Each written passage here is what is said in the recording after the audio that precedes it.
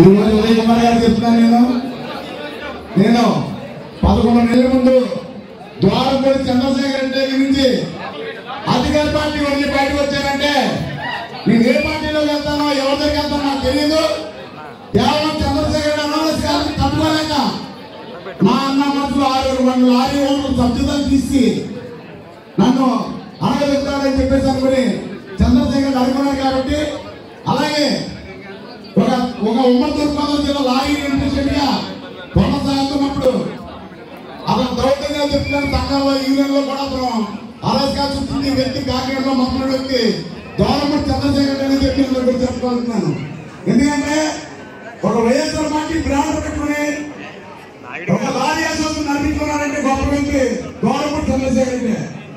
ఎందుకంటే యూనియన్ లో కూడా ఒక అరాజకాలు తప్పి అలాగే తప్పి వాళ్ళ స్వేచ్ఛ పట్టుకోవడానికి చేసి వ్యక్తులను దోరపూడి చంద్రశేఖర్ రెడ్డి. నాకేదైతే భయం లేదు. దోరపూడి చంద్రశేఖర్ రెడ్డిని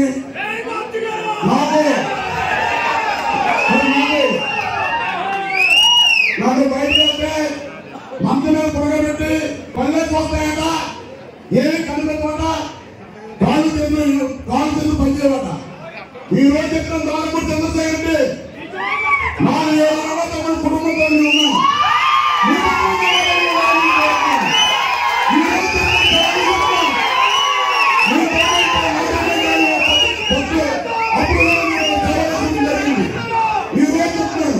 జనసేన కుటుంబం ఎంత ఉందని నాకు తెలియదు. నేను కొత్తగా పార్టీలో జాయిన్ అయ్యాను కాబట్టి ఇంత కుటుంబం నాకు తెలియదు.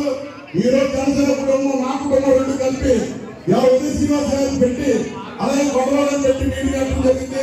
ఈ రోజు ఉదయ శ్రీనివాస్ గారి కొండలో వెళ్ళి ఏ రోజైనా సరే కొండలో ఉండగా ఏదో నెగ్గించిన కోసం నేను నిద్రపోవాలని చెప్పేసి